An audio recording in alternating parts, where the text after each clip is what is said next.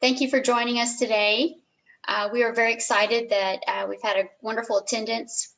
Roughly 100 people are joining us from 28 different countries from around the world. We thank you for taking time out of your day to hear about the Erdheim-Chester disease guidelines update.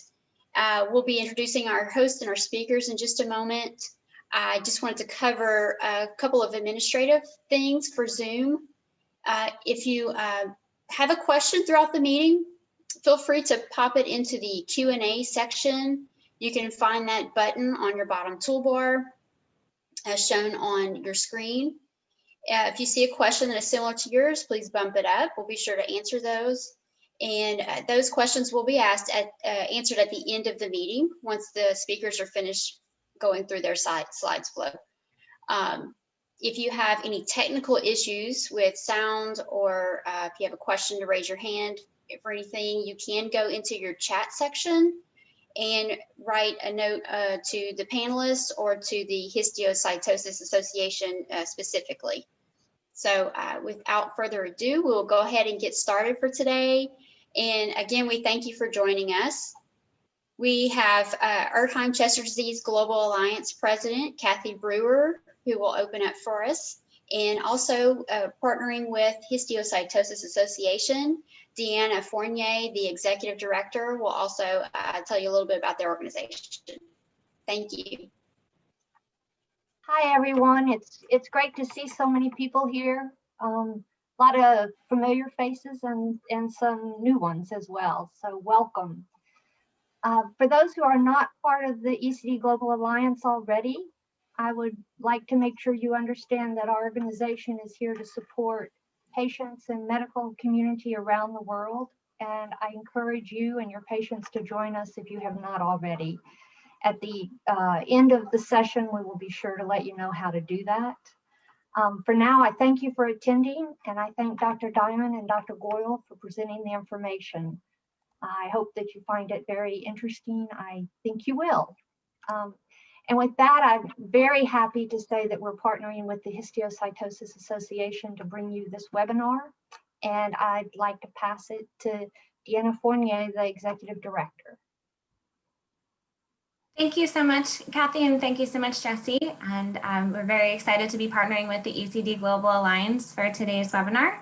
For those of you who aren't familiar with the Histocytosis Association, we are a nonprofit located in New Jersey that is dedicated to raising awareness about histiocytic disorders, providing educational and emotional support, and funding research that helps lead to better treatments and cures. And we work very closely with the histio community, histiocytic disorders. So I'm thrilled to introduce to you today Dr. Eli Diamond from Memorial Sloan Kettering Cancer Center, Department of Neurology, and Dr. Gaurav Goyal, University of Alabama, Birmingham Department of Medicine.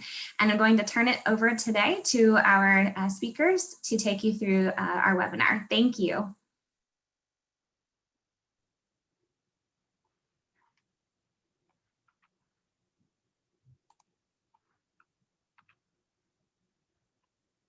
Hello, everyone. I would like to thank the Histocytosis Association and the ECD Global Alliance for allowing us this opportunity to present the updates in the guidelines. And over the next 30 minutes or so, we will discuss the updates in the guidelines, as well as go over what are the specific reasons the guidelines were updated. We hope that you find this presentation helpful, and after we are done with reviewing all the slides, we'll be around to answer any questions that you might have. So we'll start with a little bit of background. What is Erdheim-Chester disease? Erdheim-Chester disease, as several of you may be aware, it's a disorder of abnormal growth of a certain type of white blood cells known as histiocytes. And they can grow into various organs and tissues to cause various manifestations. It was not until 2016 when ECD was recognized as a type of blood cancer by the World Health Organization. The ECD can involve one organ or multiple organs, and it can cause various types of symptoms. Now, the first ECD consensus guidelines were actually published 6 years ago now in 2014, and they were led by Dr. Diamond and Dr. Harosh. and it was made possible due to collaborations facilitated by the Erdheim-Chester Disease Global Alliance.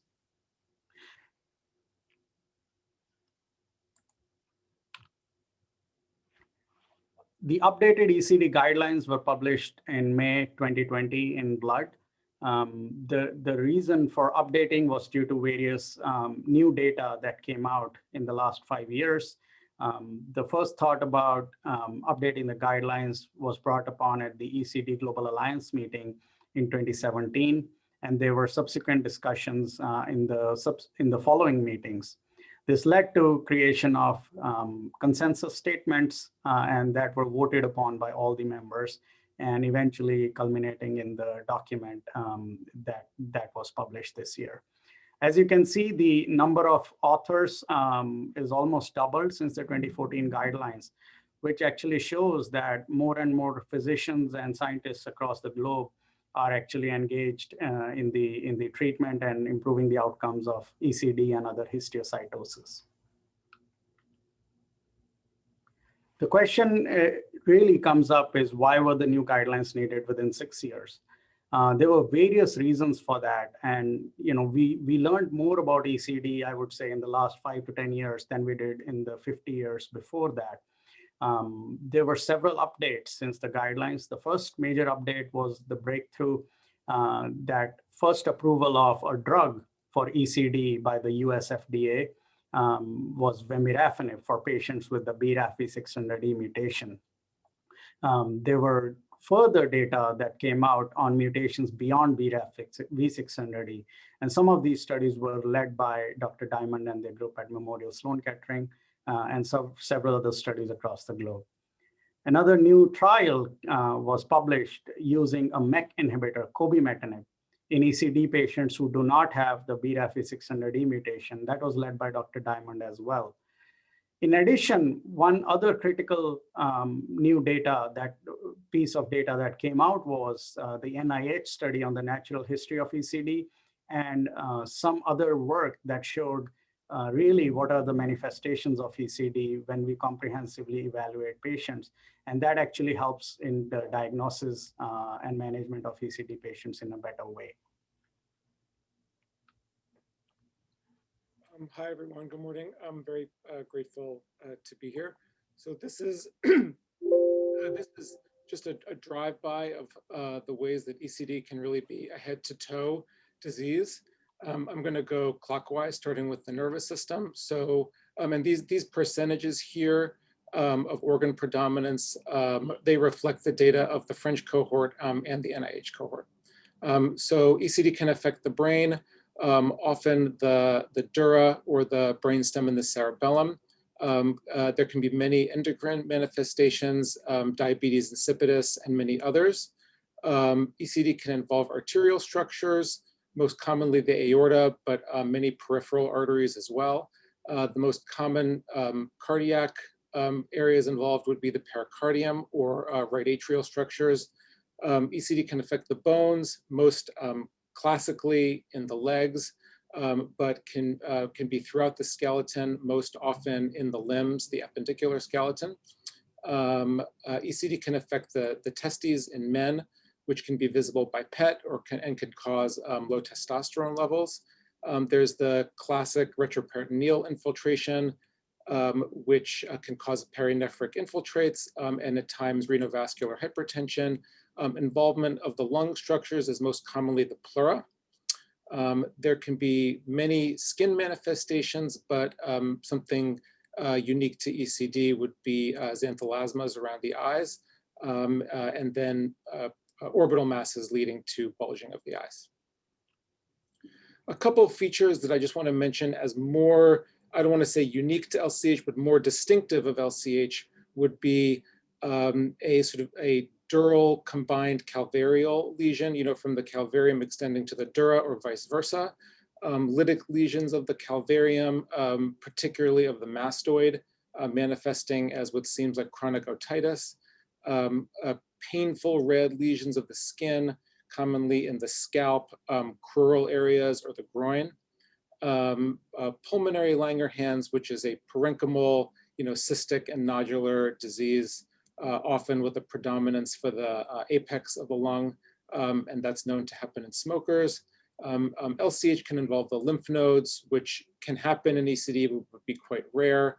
And then some of the endocrine manifestations are quite similar. So these are clinical entities that, in an ECD patient would raise the question for Langerhans occurring at the same time.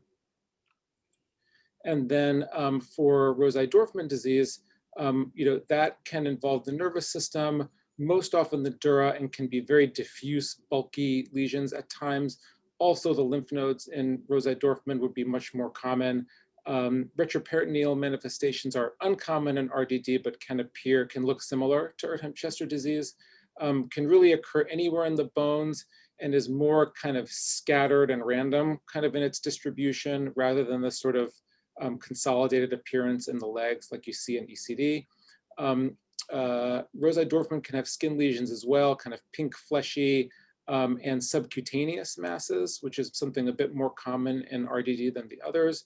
And then in terms of the respiratory tract, involvement of the airway and the larynx and the sinuses and facial sinuses is more of an RDD type manifestation. And ROSAI-DORFMAN can involve the orbits as well. One of the reasons that led to the ECD being recognized as a blood cancer was the discovery of MAPK pathway mutations in almost all cases. As some of you may be aware about the MAPK pathway, it's a signaling pathway that is implicated in various cancers and signals through the proteins RAS, RAF, MEK, ERK, or can also go through PI3K, AKT, mTOR pathway to lead to cancer cell growth and survival. And that really is active in almost all cases of Erdheim-Chester disease. The first mutation that was discovered was the BRAF V600E mutation in over 50 to 60% of the cases.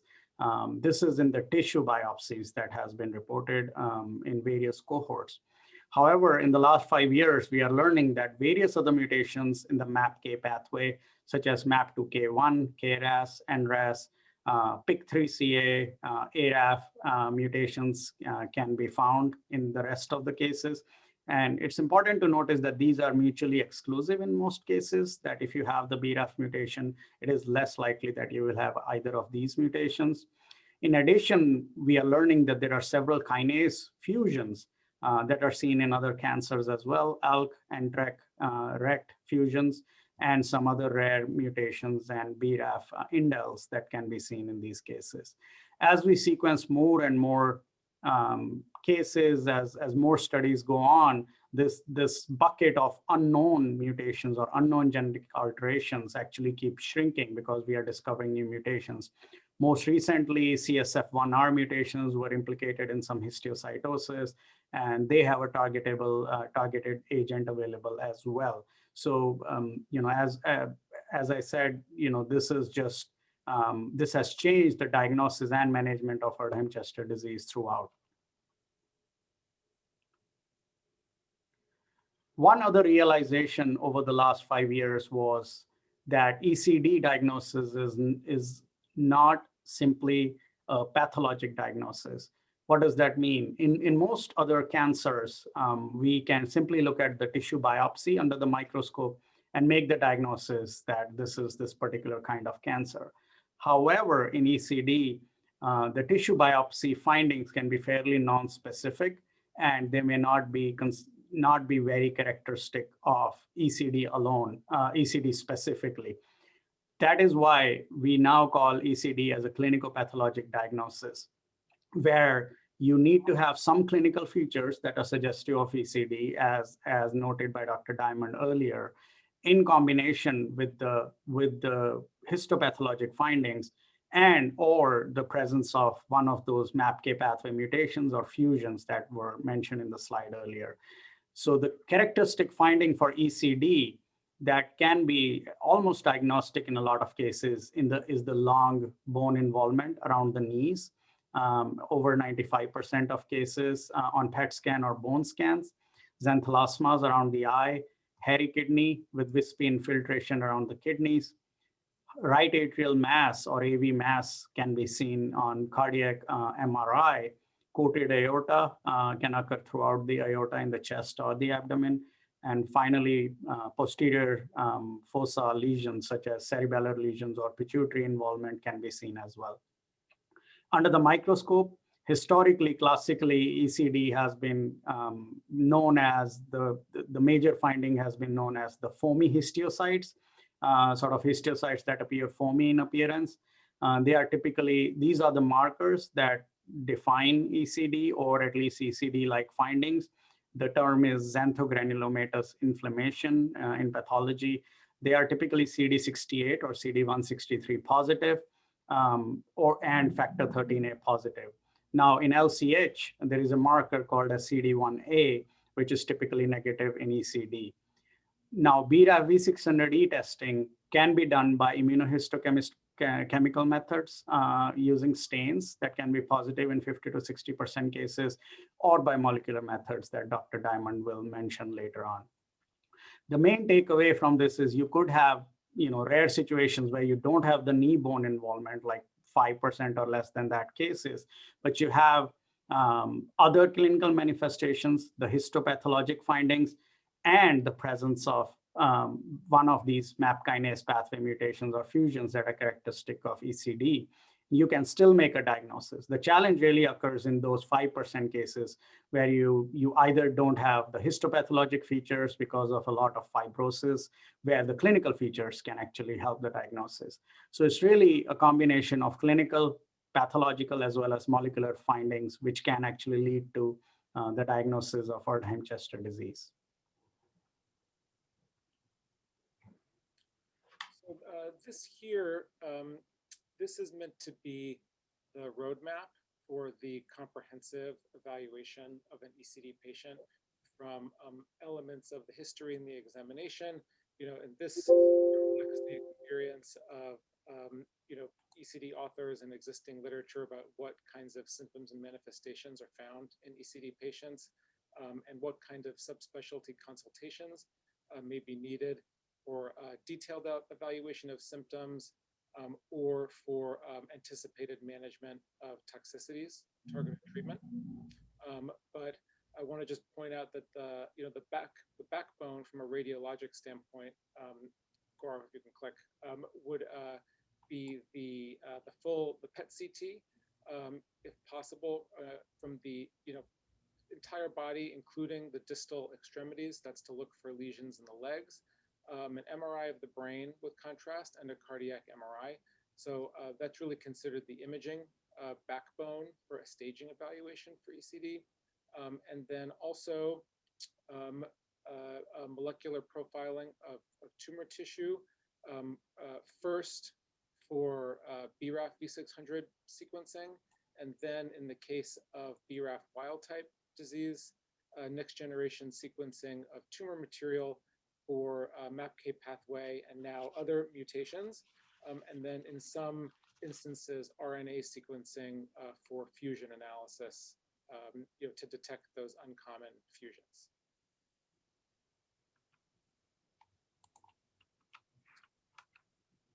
So in terms of what kinds of tumor or sequencing molecular profiling is available, testing tumor material itself is optimal. That would be ideal. There are many commercial assays that exist, and there are some institutions have in-house sequencing.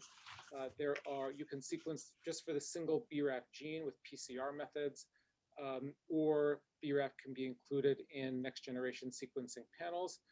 Ideal would be a sensitive next generation sequencing, which will pick up both BRAF and other mutations at the within the same assay.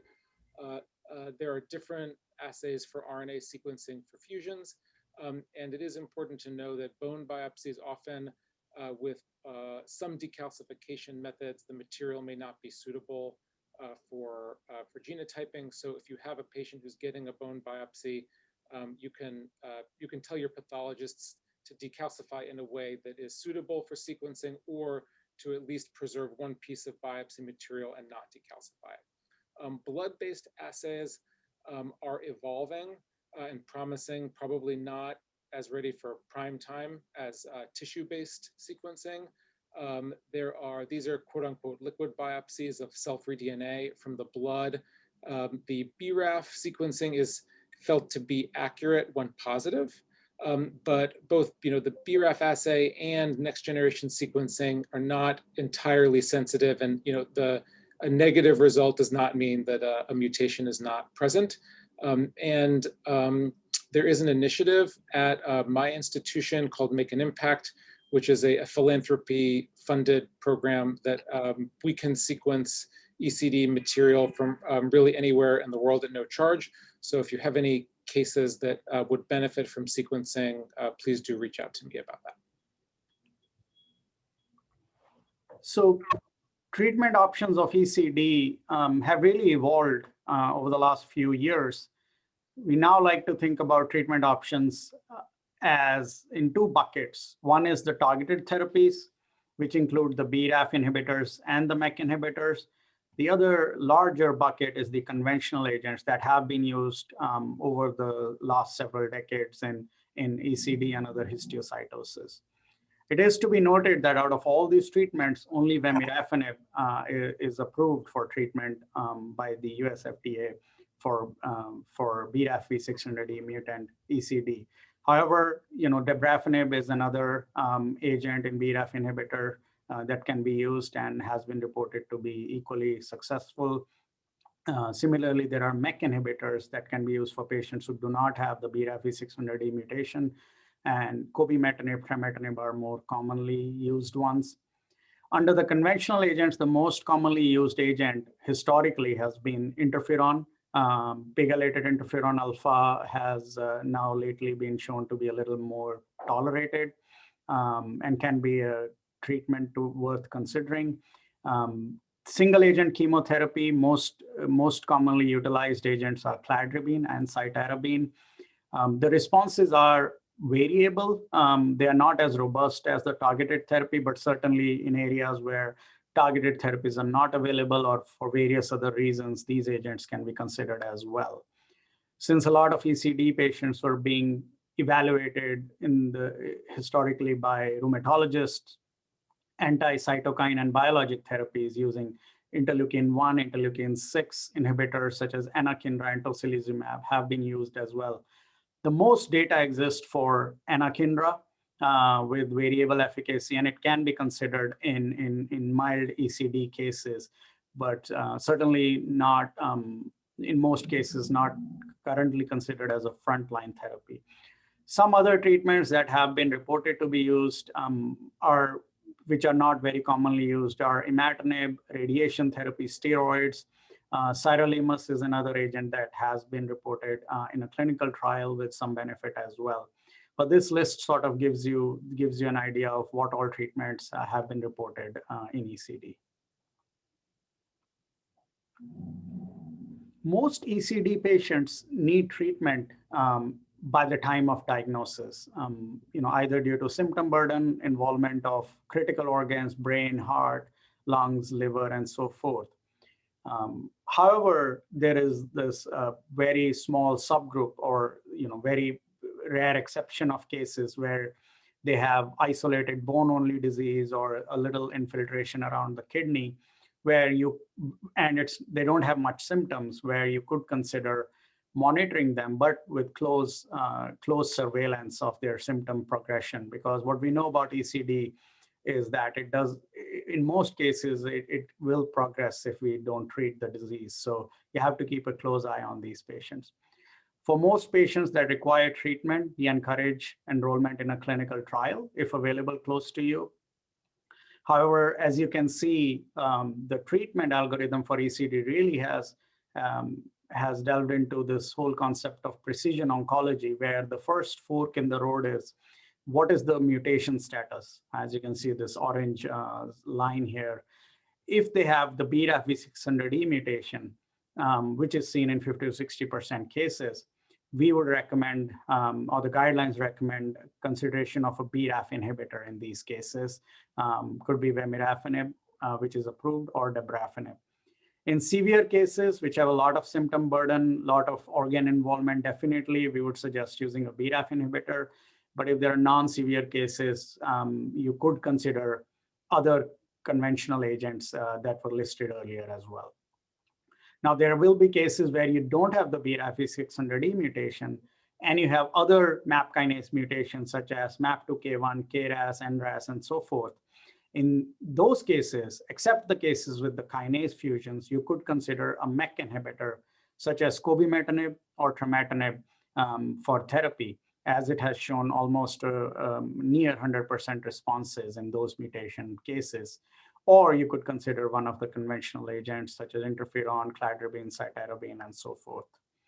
Now, for the rare occasion where you have a gene fusion, now this is very important because when you do next generation sequencing assays, as Dr. Diamond mentioned earlier, there are multiple types of panels. We recommend selecting a panel that also looks for gene fusions, especially in BRAF V600E negative cases, because those cases you could consider using specific inhibitors as available.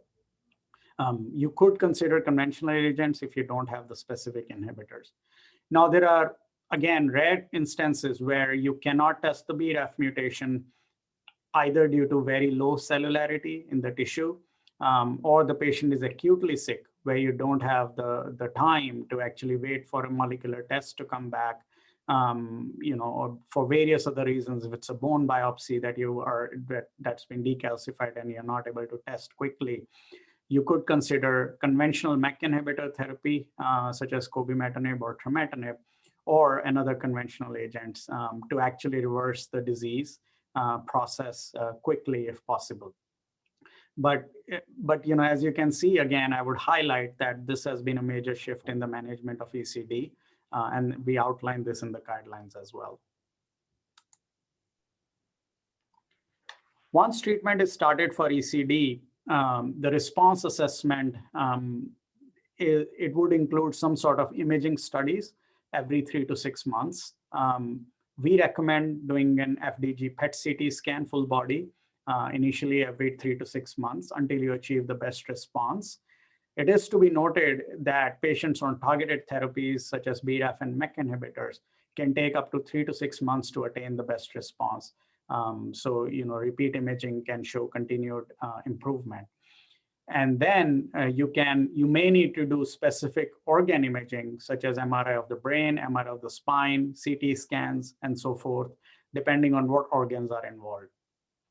One of the critical pieces here is the endocrine evaluation. We have learned that in ECD, where hormone deficiencies are present, such as diabetes insipidus, hypogonadism, and other pituitary dysfunction, even though the lesions shrink after treatment of the ECD, the endocrinopathies for some reason do not reverse in most cases. Therefore, it is important to have the endocrine evaluation in parallel to other evaluations by means of collaborating with an endocrinologist to make sure that the hormone replacement is optimal. Another thing similar to the endocrine evaluation is to make sure that we are managing the symptoms of ECD patients. We all have patients in our practice that, although there is no active lesion, but they have a high symptom burden, such as pain, fatigue, and other things. And, some of our centers have supportive care and other facilities that they can benefit from. So symptom management is a very crucial part of it.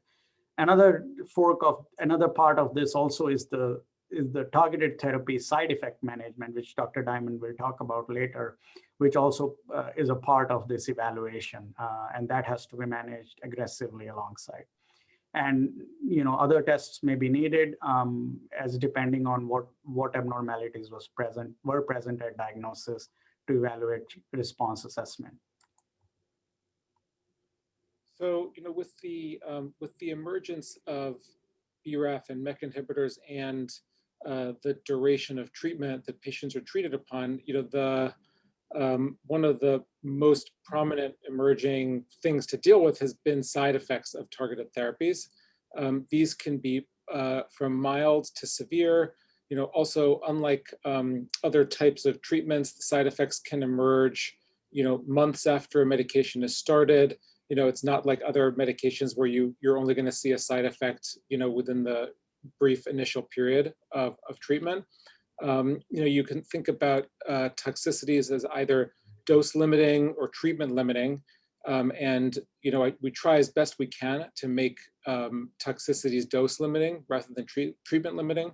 The most common things, although there's many, many side effects, are a variety of skin toxicities, joint pains, fatigue is very, very common, many gastrointestinal symptoms, and then different organ dysfunction seen by labs. The rare but serious side effects would be ocular and cardiac toxicities from MEK inhibitors, and then secondary neoplasia from BRAF inhibitors. There's many. What I generally suggest is to take an approach of trial and error with dose reduction and with dose interruption to try and minimize toxicities to the extent possible. Sometimes if a patient develops a side effect, let's say arthralgias, if they've been on treatment for say 2 weeks, then I may treat them for a week and give them a week off so they don't reach the 2 weeks when they have a difficult side effect. And so it takes a careful listen to the time course of how patients develop side effects and then trying to be creative with dosing strategies. So, the optimal dosing and how long people should be treated is really not known. I think the general experience has been that if treatment is stopped, entirely and indefinitely, most often patients will relapse at some point. Something like chronic low dosing, I think probably works for many, many patients and may maintain a remission and minimize side effects. So that's one approach. I think in some patients, there has been the observation of slow progression in the nervous system because of low dosing and dosing that is not getting into the brain. There are some patients who, for various reasons, would benefit from stopping, all treatment for some time. And I think that that's fine when it is done with a plan, a cautious plan for surveillance. And so this is really, a case-by-case decision on what are someone's disease manifestations, what kind of disease status they've achieved with targeted therapy, what their side effects are, and what's the optimal plan for each patient in terms of chronic treatment or a treatment interruption. And just a few takeaway suggestions, from the new guidelines would be, complete staging with that backbone imaging with PET and MRI. Considering molecular profiling really part of staging itself with BRAF testing and then next generation sequencing for BRAF wild type cases.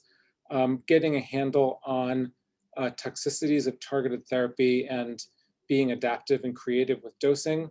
I just want to make an additional point that depression and mood disorders, I would say, are very common in ECD patients. You've probably observed that ECD patients can be quite dysphoric.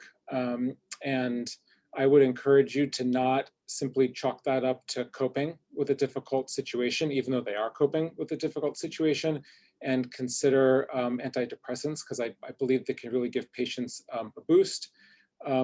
Reach out to a colleague who sees a lot of ECD for another eyes on a case. We all do that, and then, if possible, encourage participation in research like the ECD Registry. I want to just point out that there is a network of ECD referral centers. This is overseen by the ECD Global Alliance, many care centers within the US and abroad. And if you would like to consider joining this or learning more, please do look at the website and learn about the ECD care centers. There is a patient registry that I'm the PI of. We have 160 or so ECD patients enrolled. I would strongly welcome referrals and collaboration, so please reach out to me about that.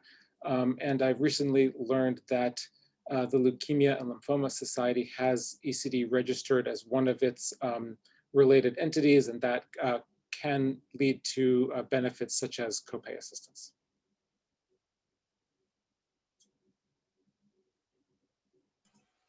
Great. We'll be able to take some questions now.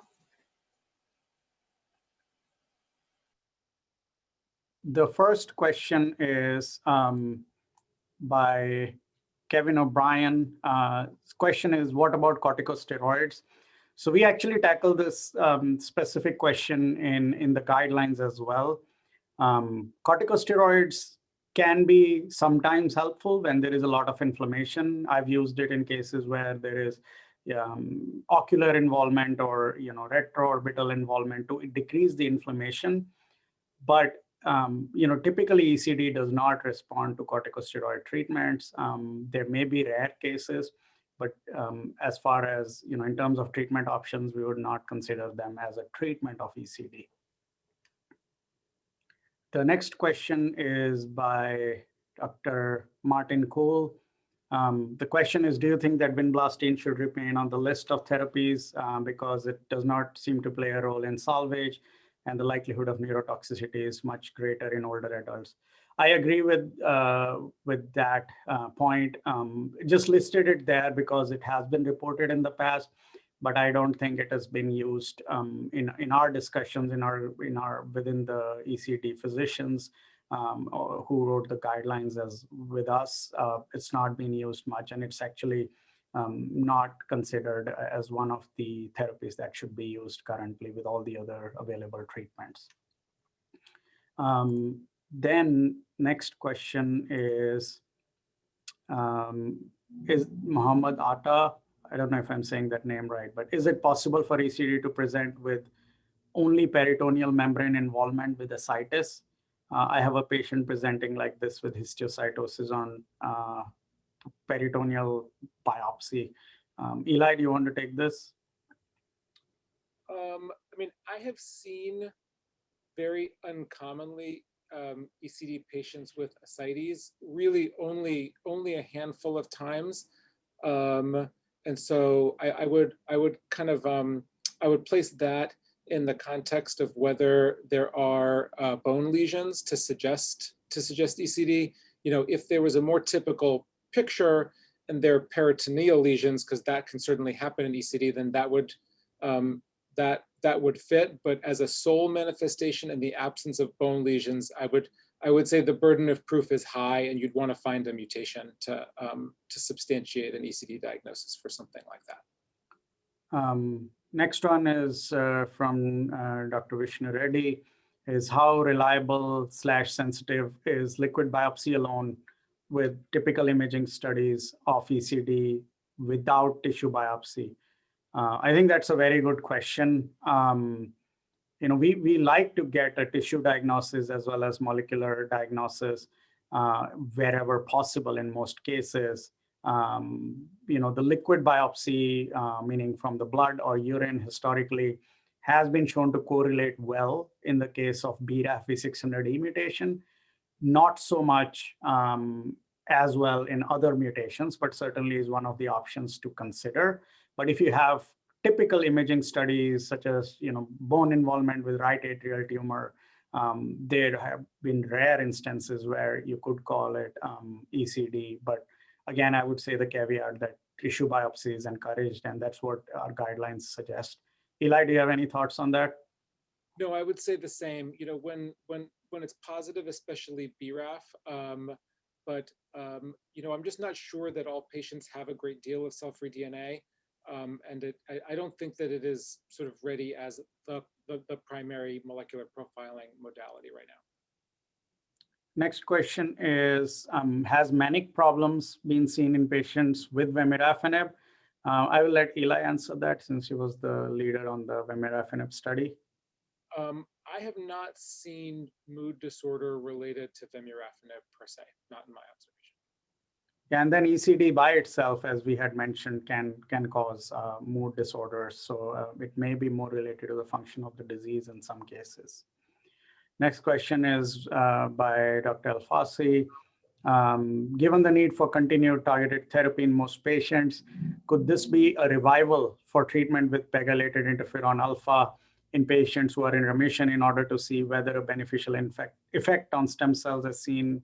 Example, CML and FILI negative MPNs could make them treatment free.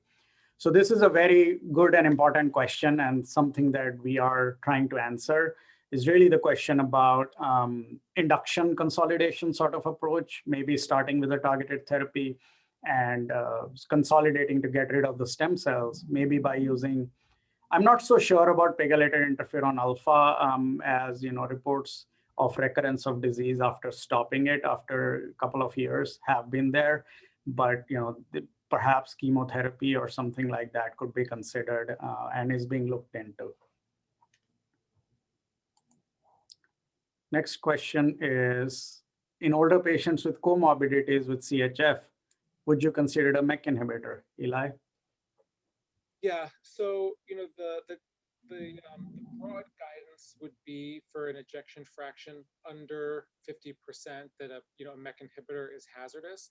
I can tell you that I have treated patients with quite low ejection fractions with MEK inhibitors, and if the EF reduction is disease related, then I've seen the EF improve, and if it's related to pre-existing factors that really are not imaginably related to ECD, then I think it's something to discuss risks. But to start with cobimetinib at a very low dose, say 20 milligrams, and then repeat an echocardiogram, within a cycle. I mean, I don't have numbers on how frequent further cardiac injury would be, but when I have done such a thing, it has tended to work out. And the EF reduction that I've seen has been more at 60 milligrams and 40 milligrams of Cobi and not with lower. I think your volume there's a comment is still a little low. Maybe we can fix that for next questions.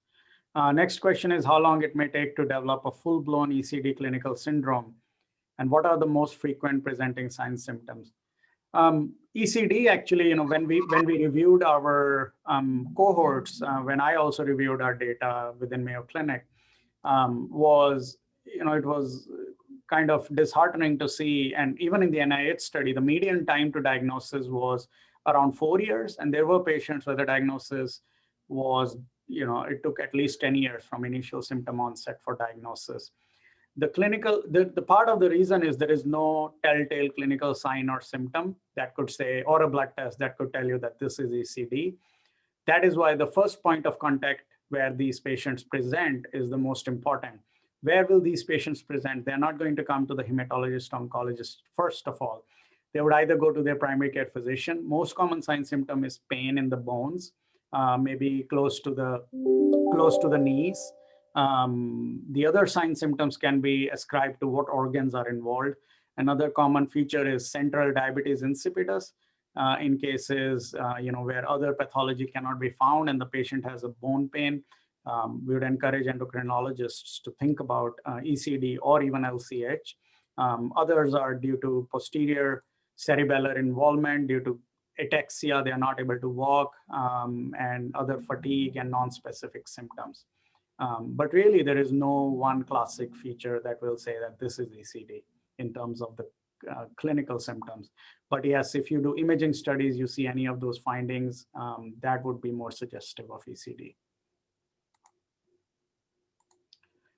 Next question is, what type of second cancers does one need to suspect in ECD patients on TKI? Eli? So it's more with the RAF inhibitors than the MEK inhibitors. RAF inhibitors can potentiate neoplasms that are either RAS mutated or JAK2 or CALR mutated. So it can be any low-lying neoplasm that you may not have been aware of. We've had patients with who develop, say, a KRAS mutated thyroid cancer while on vemurafenib. One entity to be particularly cautious for is if someone has some kind of other myeloproliferative neoplasm like CMML or essential thrombocytosis with JAK2 or CALR mutations, that those can be potentiated by a RAF inhibitor monotherapy. The next question is, what is the maximum dose for pegylated interferon and VEM that can be used? obviously as long as they don't have side effects. So for PEG interferon, I haven't used it in a couple of years, but I've used as high as 180 microgram injection per week, but traditionally we start with 130, I believe. That was the dose listed.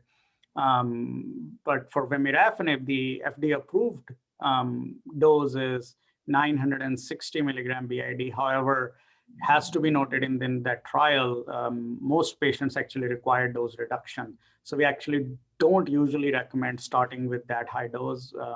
Everybody does it a little different way, but typically consider starting at 480 milligram BID and manage accordingly.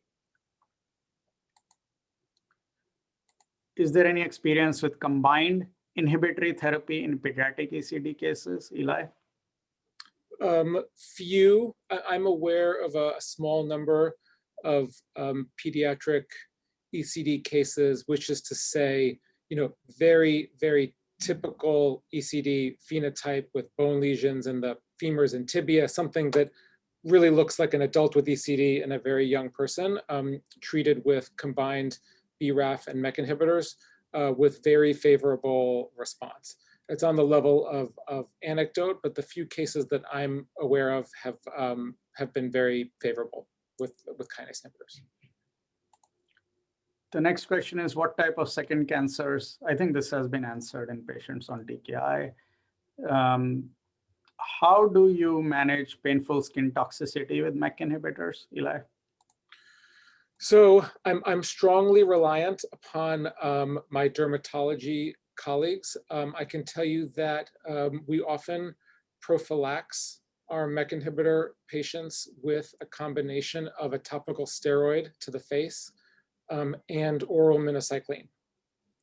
And I usually give those two for the first 2 cycles of treatment and then peel them away if someone is not having side effects. So a combination of oral antibiotics and topical steroids.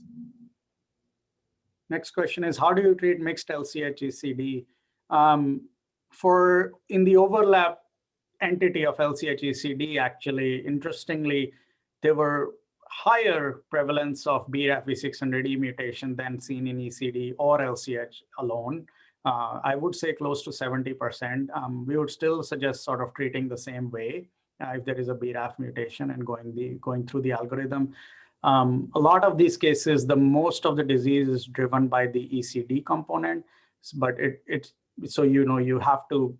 There may be rare cases where LCH is the driver, so you have to sort of rely a little bit on your clinical way or certainty of what is driving the process. But in short, if there is a mutation, we would still favor targeted therapy as frontline if possible. Next question is, do pediatric ECD patients exist? Are they the same as disseminated JXG? Eli? Pediatric ECD, I think, does exist. It's very uncommon. And when this entity occurs, it really is very similar to ECD in adults, which is to say bone lesions, perinephric, orbit. I would say that it's, I don't think that it's necessarily the same as disseminated JXG. I mean, I think there's a broader question of, do these names of JXG, ECD, should these be sort of, just replaced by BRAF mutated histiocytosis, RAS mutated histiocytosis? I mean, that's a bigger question, but I would say that again, I'm not a pediatrician, but pediatric JXG, can respond to those types of JXG treatments, whereas pediatric ECD probably benefits more from the way you would treat ECD in an adult. Okay, there are some questions in the chat section. I think we answered the pediatric ECD inhibitor use, that there are rare reports. There's another question, in the setting of FDG, AVID, and nuclear scan, osteosclerotic appearance as described of the long bones of distal femur and proximal tibia without a discrete lesion on MRI and no other findings like the xanthelasma. Would you advise a blind biopsy of distal femur, Eli?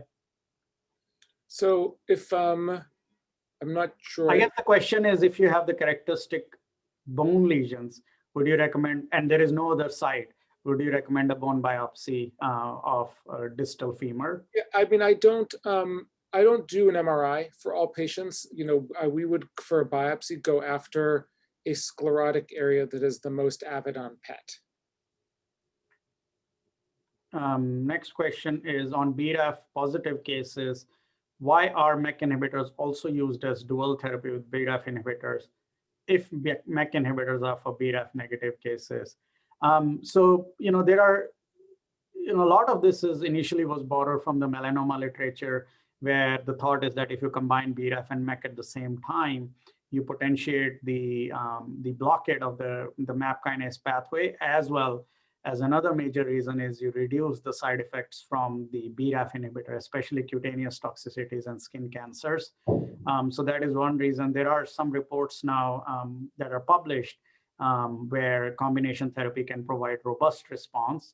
But it does have some place, I would say, in cases where you need quick response in BRAF positive cases.